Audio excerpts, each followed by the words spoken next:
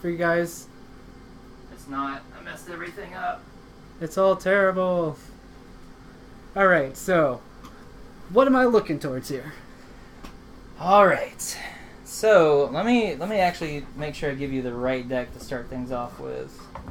Oh, they have a good starter deck?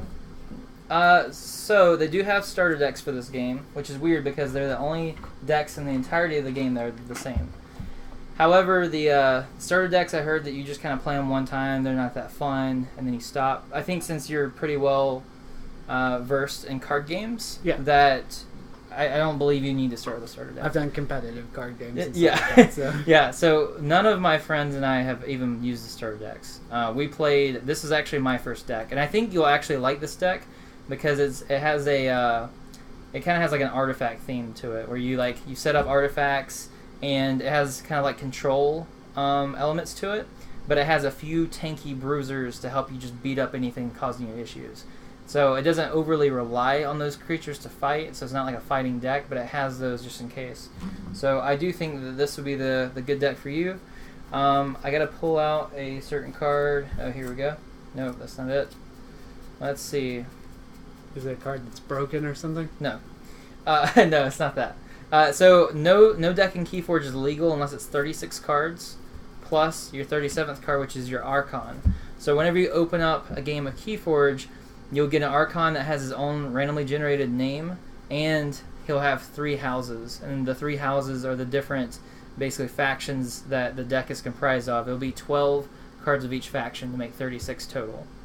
So this is Adderwy Cravetop, the one and only. So yeah, he's pretty cool. You're going to be going up against... Let's see... Do I need to shuffle this, or is it... Yeah, so shuffle that one up.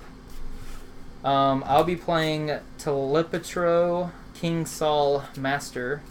This is a deck given to me by Ron. Courtesy to him. Thank you so much, Ron. I don't believe I've played this deck yet, so I was going to play this one. I know a lot of people get upset if you play a deck without sleeves, so I'll try to be careful. I don't necessarily like playing decks without sleeves. I just have way too many decks and not enough sleeves, kind of ordeal. So in KeyForge, you are an Archon, which just basically represents you. There is this basically world that's a collective identity of a bunch of worlds called the Crucible, and the objective is the Crucible is filled with tons of crazy creatures, wild inhabitants of many different sizes and shapes and philosophies, and the objective is to forge a key, and once you forge 3 keys, you're going to be able to unlock a vault.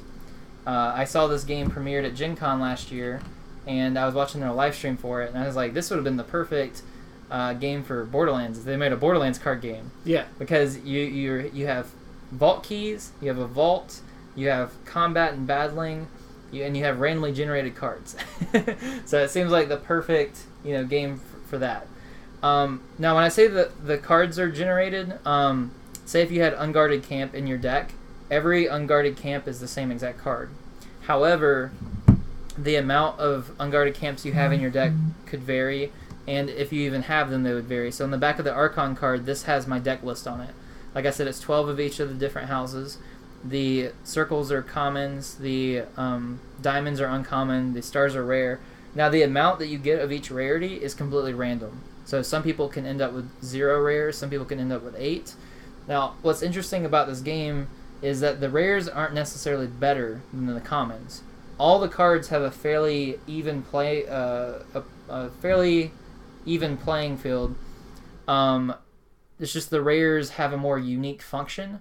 So it's a way for them to be rare, so they don't saturate what you draw, because they would be so limited in scope to how you use them. Right. Which is a really cool way to use the rarity system. Let's see. So in this game, you're going to be playing creatures, and the objective is to forge 3 keys. The first one to forge 3 keys wins. Okay. However, if you can fight other creatures, and that's a way to kind of get rid of some pesky creatures that happen. So let's go ahead and draw. From the deck, you'll draw 6 cards. And before I forget, we need to roll to see who goes first. Now, in this game, whoever rolls highest has to go first. It's not a choice. So I have a 10, very middle of the ground, and you have a 20. Natural 20. Okay, so have fun going first, not knowing what you're going to do. All right, fantastic. So if you go first, oddly enough, you draw a card and you start off with a hand of 7. Now, the trade-off for this, though, is you only get to play one card. So ideally, you want to play a card that probably has some sort of board effect or maybe like an artifact that you can use during your next turn. Now, how playing cards work in this game is instead of it having like a resource system tied to it, you name one of your 3 houses and you can play any number of cards of that house. So if you have in your hand 3 of this house, 3 of this house, and 1 of this house, you might want to name this house so you can go ahead and play that when you can only play 1 card. Then on your following turn, since you have 3 of this one, 3 on this one, then you can play one of those and you can play all 3 of them. Okay, so I can name the house and play any number of Correct. cards. Okay, then I'm going to name logos. Okay. Do the Library of Babel. Draw. Okay, so Han, so put that card back. Okay. So how this happens is any time you play a card in KeyForge, it's going to interplay used. So it comes in play like this. And then as an action, which is kind of like tapping it, you get to draw a card. Okay. So it comes in play like this, and then during your next turn, this will ready. And then you can only use cards, though, if you call that house. So during your next turn, if you call Brobnar, you won't be able to use this to draw the card. Okay, so it has to wait till my next turn Correct. to activate it. But I can play any number on the field. If it's your first turn, you only get to play 1 card. Okay, then I'll go and end it. So you want that to be your first card? Yes. Okay. So I want to take a look at my hand. Now, each of the houses do have different specialties. Let's see. We both have Brobnar, which is your big fighters. They have giants. They have goblins. And they're the best at fighting. You have... we both actually have Shadows, too. Shadows is the best at stealing and thieving and capturing Amber. Amber is what you use to generate keys. At the start of your turn, if you have 6 or more Amber, you forge a key. Okay. And then Logos is the mad, crazy scientists that replace their body parts with machinery. They have a lot of crazy effects. A lot of it deals with drawing cards and archiving cards. Archiving is basically setting that card to the side, and then during your turn, you can put all your archive cards back into your hand. So that's good if you want to archive like all your Brobnar cards. You can start slowly archiving your Brobnar cards, and then you can do a big power play with all your Brobnar. Okay.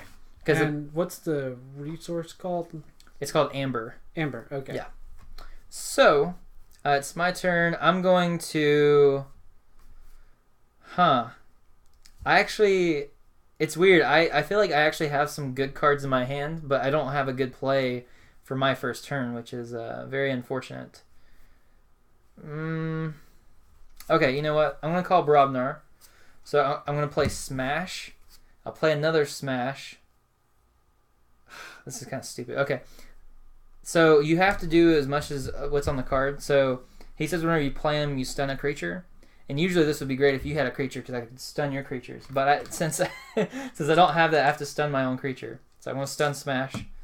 And what stun does is basically the next time I go to use them, it just removes the stun from them and it wastes their action. Okay. Then I'm going to play Crump, which says after an enemy creature is destroyed fighting Crump, its controller loses 1 Amber. Now, one important rule in this game is if Crump fights a creature and Crump dies, then Crump's effect does not activate. So in other card games, if they both die, then this effect would still trigger. But in this game, if he dies, then he doesn't carry through with his effect. Okay. Does the damage stack on him, or is it like Magic where it goes off at the end of the turn? So one thing that's interesting and cool is damage does stack on them. So if you deal 2 damage to him, he's going to get 2 damage counters, and it's going to remain there until I have a way to heal him. If I have a way to heal him. It doesn't heal on its own, though, without some sort of outside effect. Now, I'm going to end my turn. Whenever you end your turn, you actually ready all of your cards, and then you draw back up to 6, which is very interesting. This game ends up becoming a game where it's a lot about playing as many cards as you can, using as many cards as you can, and you'll likely go through your deck. If you go through your deck, you get to reshuffle your discard pile into it, so you can't mill yourself out. Okay, good deal. All right, so now it's your turn. All right. So yeah, and technically I should have told you to do that. So do I draw 2? Actually, so you don't draw. You're at your 6, so then you play from what you have. Okay, so I ignore the draw card. Correct, unless you call Logos, and then if you call Logos, you can go ahead and tap that or use the action. Then I'm going to go and call Logos again Okay. to draw the card, and I can pretty much I have to play sideways and then activate it.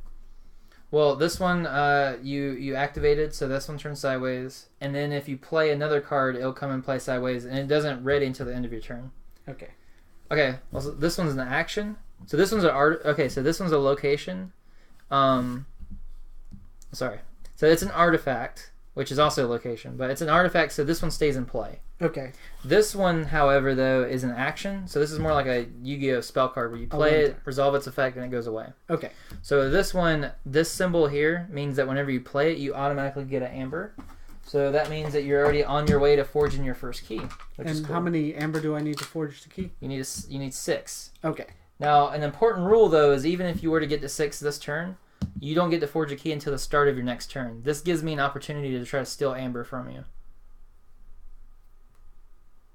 Okay. So then Wild Wormhole. Go ahead and activate. Play the top card of your deck.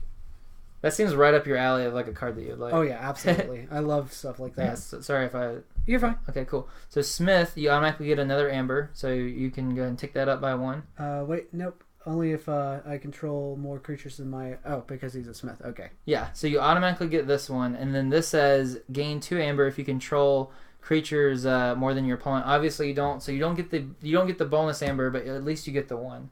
So it makes it so the card's not useless. Okay. And then I'm going to play... Do creatures come in sideways or do They do. Okay. Dexter. Now, whenever you play him, he captures an amber. You can't there's no amber for me, so you can't capture any. But what capture amber does is it removes it from my pool and it puts it on your creature, and I have to kill the creature to get my amber back. Okay. And then I activate him. Well, you can't. Oh, he activates next turn. Yeah. Okay. Then bat drone. I was thinking the same thing. All right. I think they even know that too, because at the bottom it says the worst part is the singing. Yep. All right. It's yours. Now, if there's a logos card in your hand that you don't want to play, you can also discard cards of the same house. And the reason why that's beneficial is because you can get them out of your hand, get them out of the way, and you're going to draw back up to 6 anyways. Okay. So I'm not sure if there's something that you want to do that with. No, I'm good. Okay. So since you're going to end your turn, you're going to ready all of your cards. All right. And then you're going to draw back up to 6. Oh, also it's important to note that there's no instant speed reactions. That probably will help you out to know. There's no way to respond to anything that we do on the other person's turn. Okay. So it kind of clears up some mental space about having, like, I don't have to worry about you drawing at instant speed and being able to play something. At first I thought I was really going to hate that, but I think for this game it works out really well, surprisingly. Now, artifacts I can play at unlimited time during my turn as long as it's the house that it's... Correct. Okay. Correct. All right. So let's see what I got over here. I'm going to... Okay. Okay.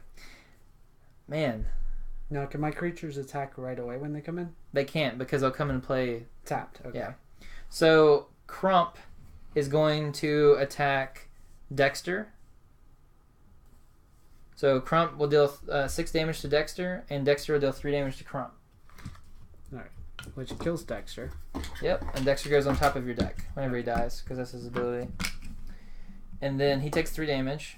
Now his power still is counted as 6. It's just he has 3 like health left. Yeah. And then Smash will attack the Bat Drone. Alright. Which will kill the Bat Drone, and then Smash takes 2 points of damage. And then this Smash will do whatever. He'll exhaust himself to remove his stun. And then I'll play...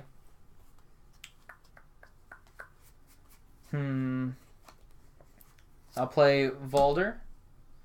And then I will end my turn. So all these guys ready, and I draw a card.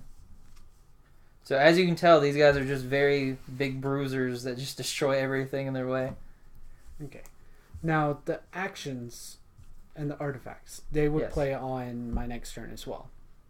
Yeah, so everything comes into play. Tapped. Yep, and then at the end of your turn, they ready, and then you can use them however you want. Okay. Then I'm going to select Bronbar. Brobnar.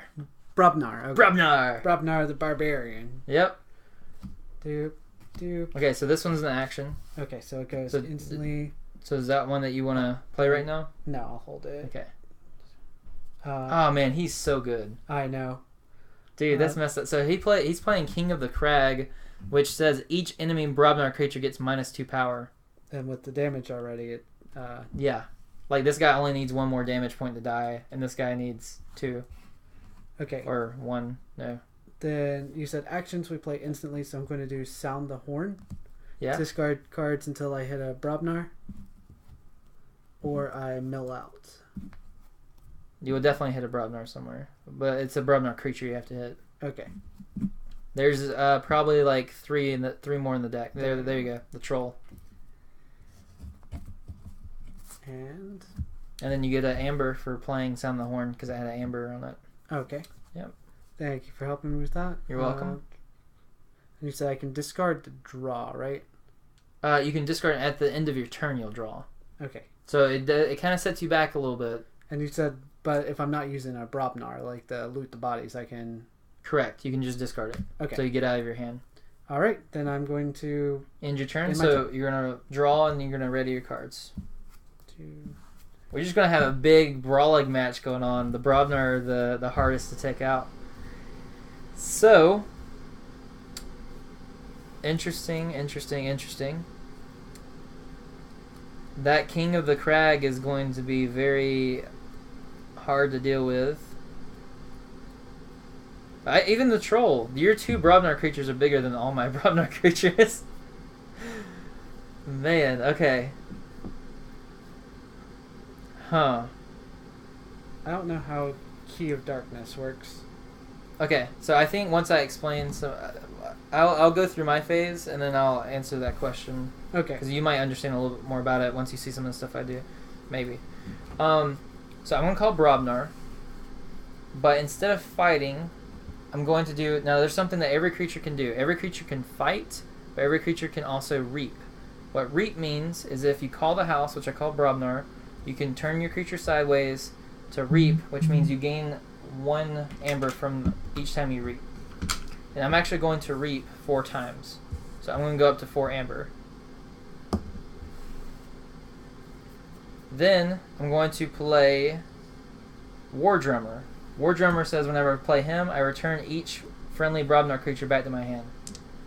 Which is very helpful in this case because it removes the damage counters and it'll give me smash back to my hand, so then when I play him, I can stun both your creatures.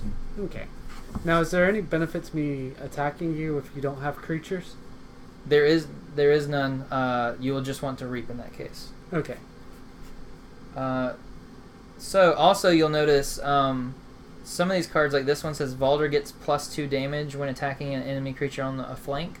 What that means is if they're on the very most left end or right end, then they're considered to be on the flank. And once you place your creature down, they can't change positions.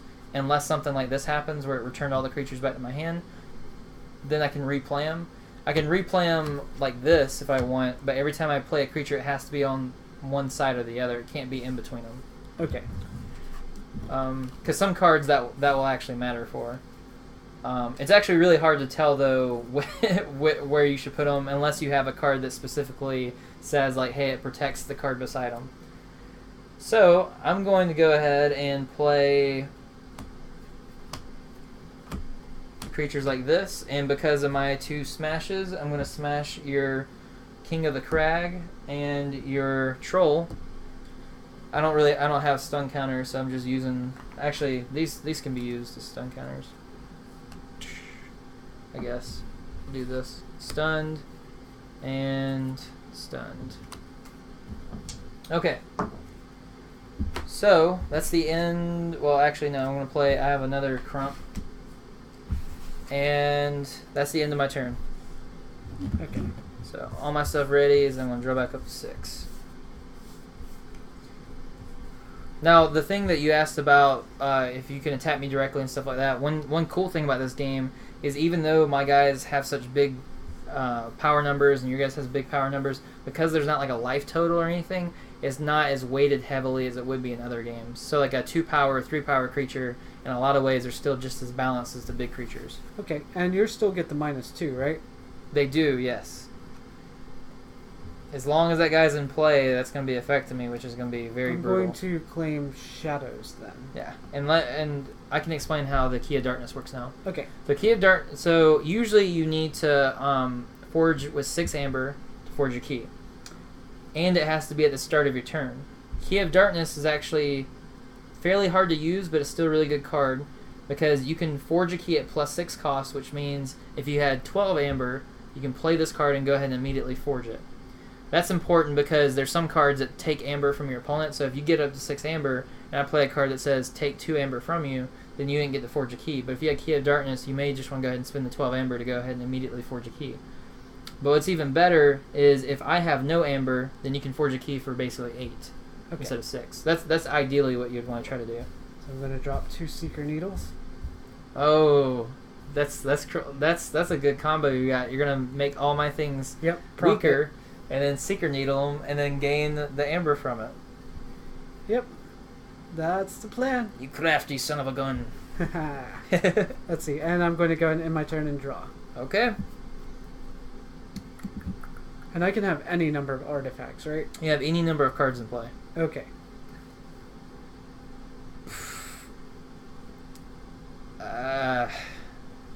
Oh no.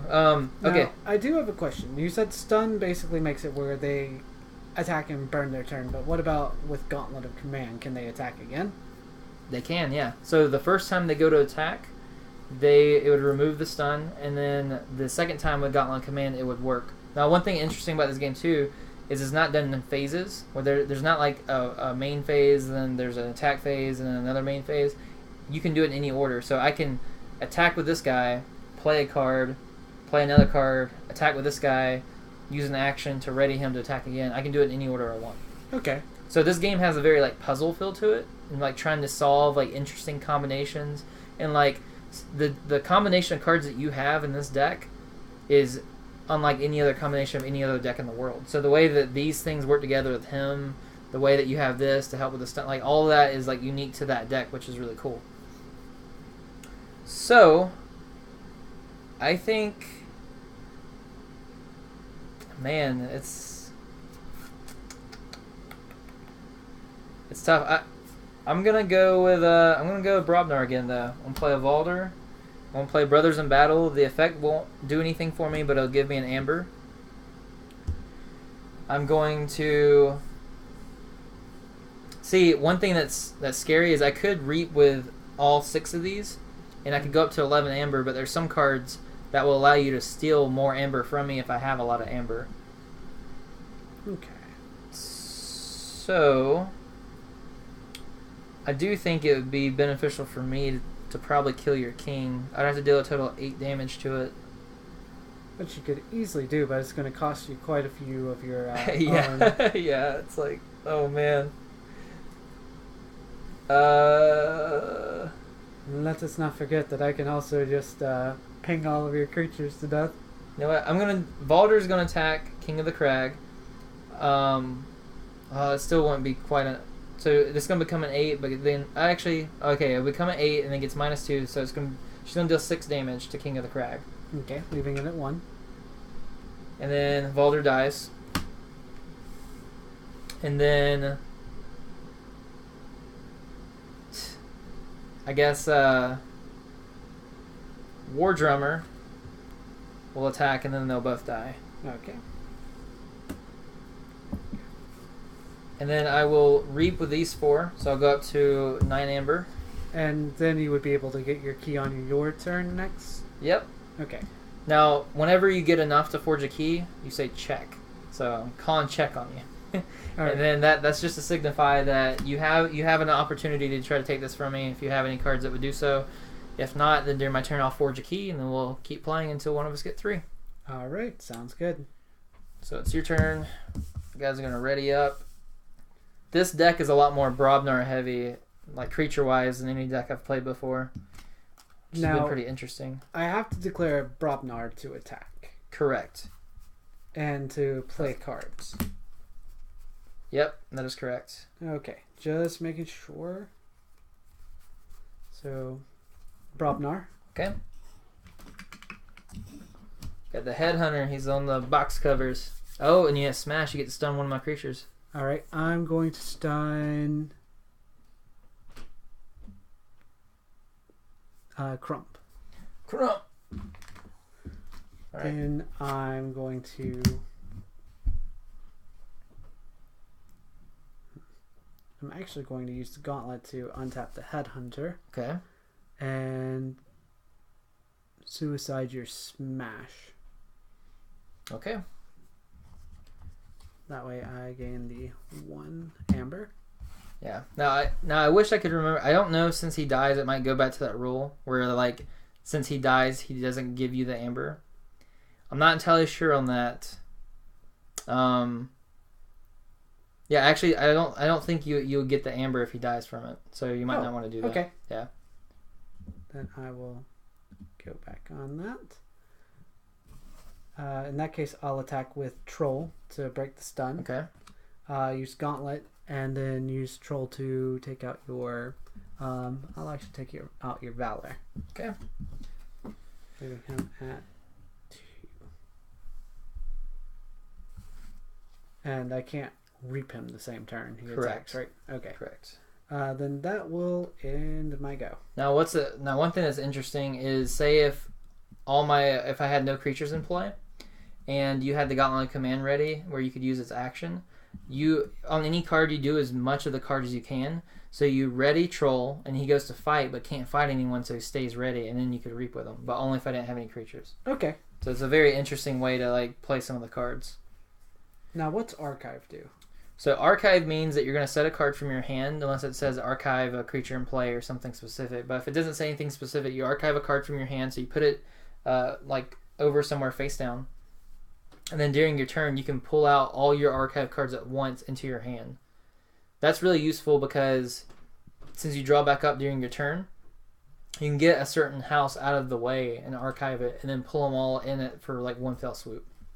Okay, good to know. All right. We just have like the biggest beefy creatures. Okay, so during my turn, I have 9 amber. I'm going to forge a key. So I'll go down to 3. And then I have these little keys here. So boom. Now, did these come with it, or is these like something you... They didn't. My friend Jeff bought the keys for us to use. Okay. Now, the game itself does come with... it actually comes with damage counters, comes with keys and all that stuff, but it comes in the starter set. And I didn't buy the starter set because it was hard to find, but they're releasing the new set soon, and I'm getting that starter set. So I'll have the actual official like tokens and all that stuff.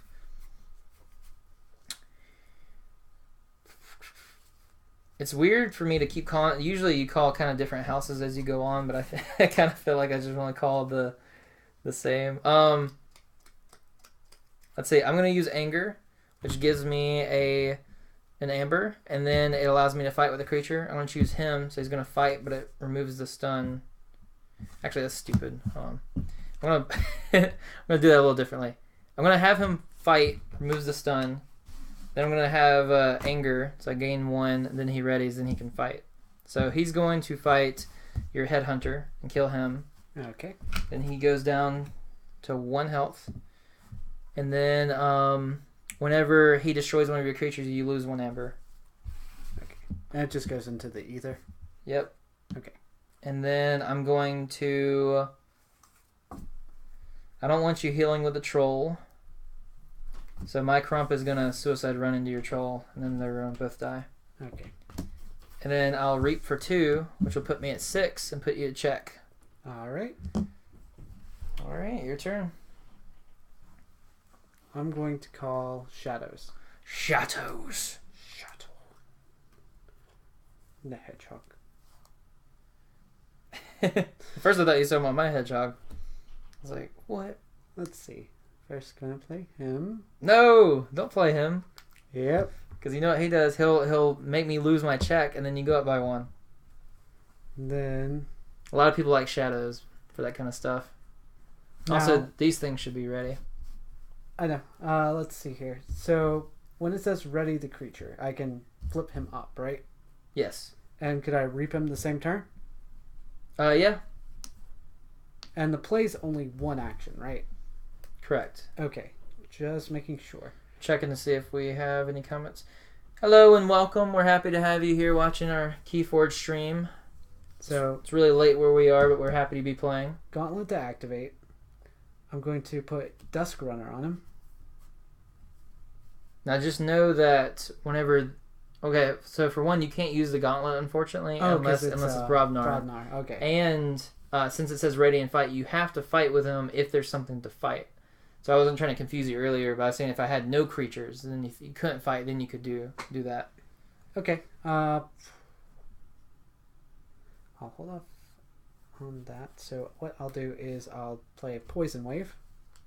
Yeah, I will say this game's really like kind of different and weird to get used to, but once you get used to it, it's so I'll do it right on Crump. The Poison Wave does 2 damage to everything. Oh, okay. So Crump would die. What was his health? He had 1 health left. Oh, can I go back? Yeah. Okay. So what I'll do... Oh, yeah. I see what you're saying. Okay. Yeah, so what I'll do is I'll do Seeker Needle first on Crump to kill him. Yep. Which will give me a resource. Yep. If you can find the 4. 4. There we go. I forgot how D6s work for a second. Poison Wave to do 2 to both of them. Got you. And you probably want to play that before you play him. Oh, yeah. Which is fine. I'll It's getting the mechanics down. Yeah. And then... I'm not hard about that kind of stuff at all. Like, as long as we don't have to, like, rewind, like, turns. Yeah, entire turns is where it starts to get a little ridiculous. Yeah, it's like, I don't know how to keep up with that. Then I'll activate the other Seeker Needle.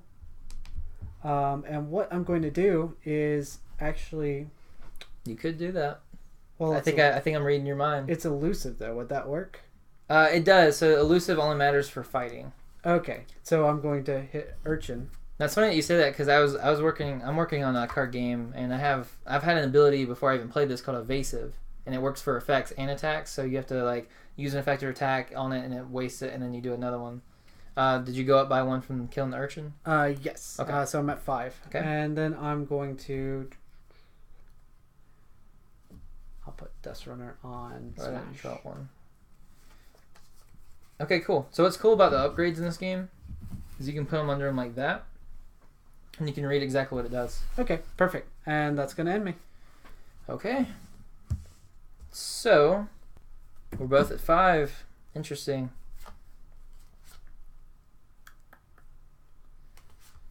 I'm going to show you some of Sanctum's might, because you haven't seen Sanctum yet. I'm going to play the Staunch Knight, who gains +2 power while on a flank.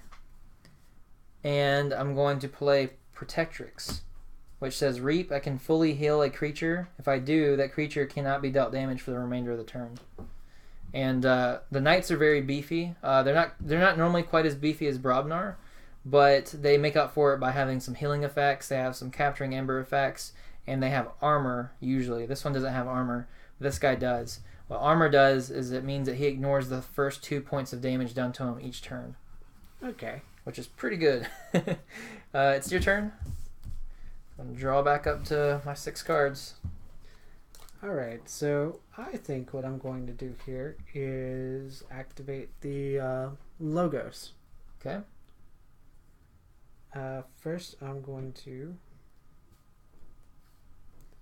do the Research Smoko. Okay. Such a research, Smoko. Bat Drone. Candy Mead. Then Phase Shift for... A lot of stuff you got going on there. I'm having an issue here. Let's see. I don't feel like Purging You is going to really do that much for me, so I'm going to do Silvertooth. Okay. Which he's cool since the interplay is ready. Which means it can attack right away? It usually would if you called the same house, but I guess in this case it's not going to really help you. It's not going to hurt you to have them in play, but you're not going to be able to use them.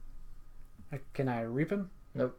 Okay, so it has to be... so then I'm going to use... Do I turn it sideways or do I just activate it? You turn it sideways. Okay. Now it's cool. You could draw the card before playing this one, And if you drew a card that you'd rather play than Silvertooth, you could play that card. No, Another I think, Silvertooth? no, Okay. It's a troll. Okay, gotcha. It's just, I think I'll hold on to that. Okay. So this goes away because it's an action. Okay. And then these guys are all right here. Creatures. All right. Awesome. And that's the end of your turn. So we're both at 5.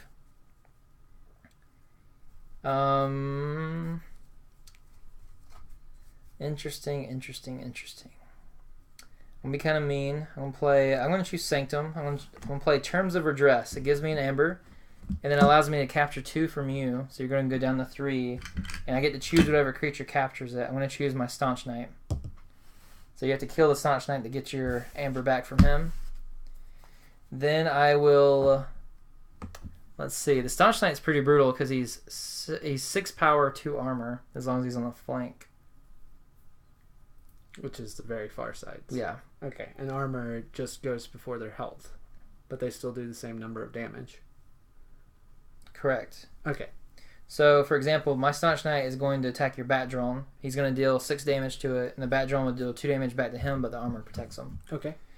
And then the Protectrix will Reap to give myself an Amber. Bringing you to 6. I'm going to be at 7. This brought me to 6, and then that brings me to 7. So, you're in check again, and it's your turn. All right. See, it's hard to beat that temptation to draw when I first... It is. It really is. No, I at first I didn't like it in this game, but I kind of got into... There's like a certain rhythm that this game has. There's like dumping all these cards in play, doing these weird puzzles with card combinations, and then refilling your hand. And that's 2 life left, right? They each have 3 left. 3? Okay. Yeah. So I'm not marking what their life's at. I'm marking how much damage they've taken. Okay. Good to know. And common supply is anybody, right? Correct. It's just kind of... It's like this. All right. Good to know. So what I'm going to do is do Blood Money and put 2 on him. Okay. Bringing him up to 4. Yeah. So you better hope you can kill him. Oh, I can. Well, I guess you do have a troll, but... And I've got a gauntlet. Oh, yeah. That's true. So what I'm going to do is ready him. And I can reap the one that doesn't attack, right? It's not like I have to attack or reap. Correct, yeah. This one can... Each individual creature you can use however you want. Okay, so what I'm going to do is reap to steal 1. Oh, yeah. So what's cool is this is an added effect. So you reap to steal 1, and you gain 1 off the normal reap. So 5. Then I'm going to attack the knight with the troll. Okay, so 8 damage is definitely enough to kill. It's actually exactly what you need to kill the Staunch Knight. And then the troll takes 6 damage.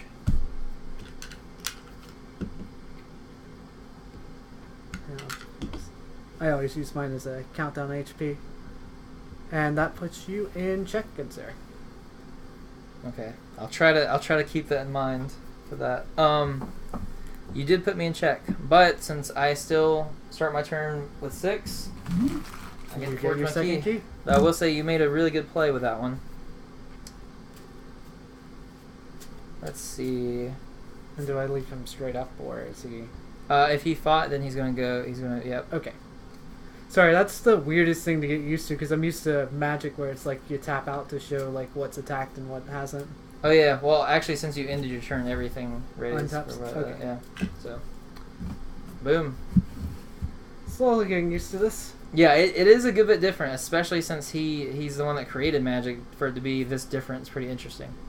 Like, it has tones of the same thing, it's just, the act of getting into, like, the practice of it, especially coming in completely blind, is pretty cool.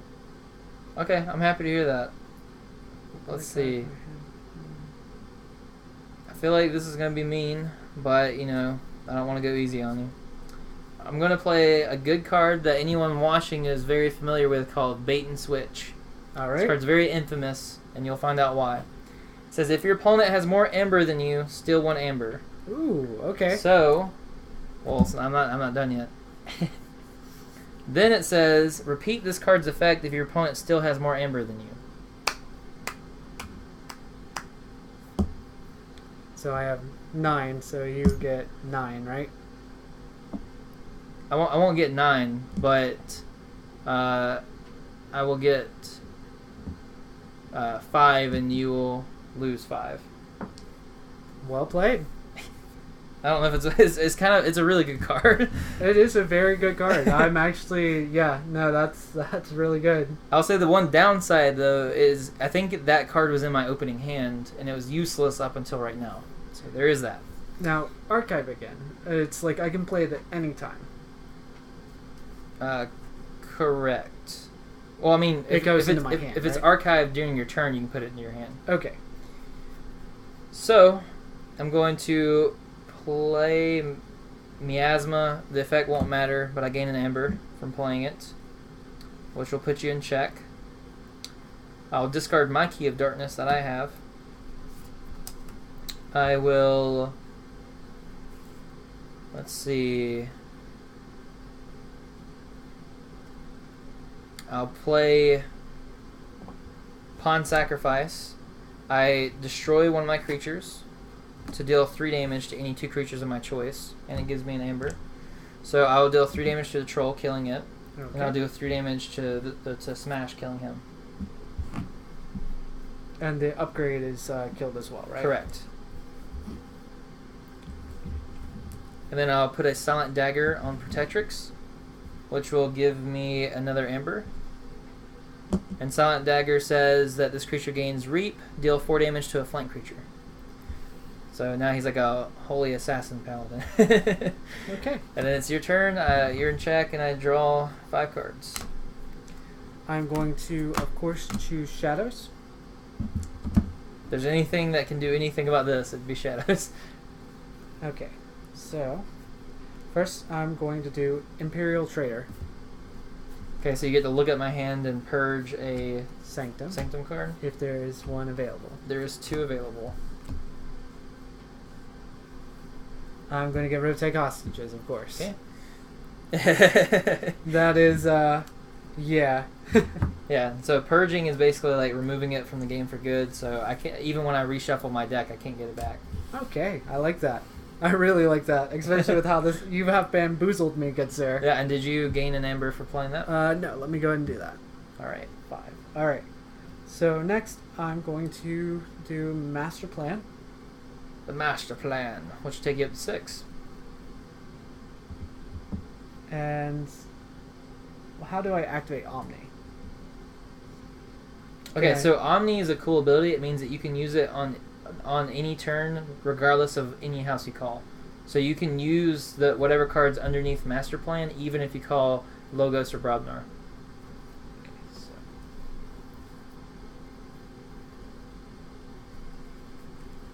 and each of these have 5, or 3 and 5. Yep. Okay. I'm going to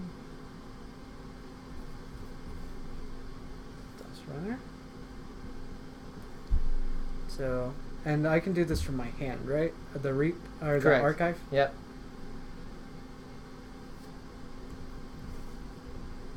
Okay. So I'm going to Reap. Okay, to so you still Archive. Oh yeah, you still want an Archive. So Archive just like sit it over here. Yep. Okay, and then I steal 1. Yep. So So we both go to 7. 1 and 1. Then I am going to attack Smash with the Research Smoko. Okay. Puts them at 1 health. And that archives the top card of my deck. Then I'm going to activate the Seeker Needle. Deal damage to him. Which destroys him and gives me 1 amber. Okay.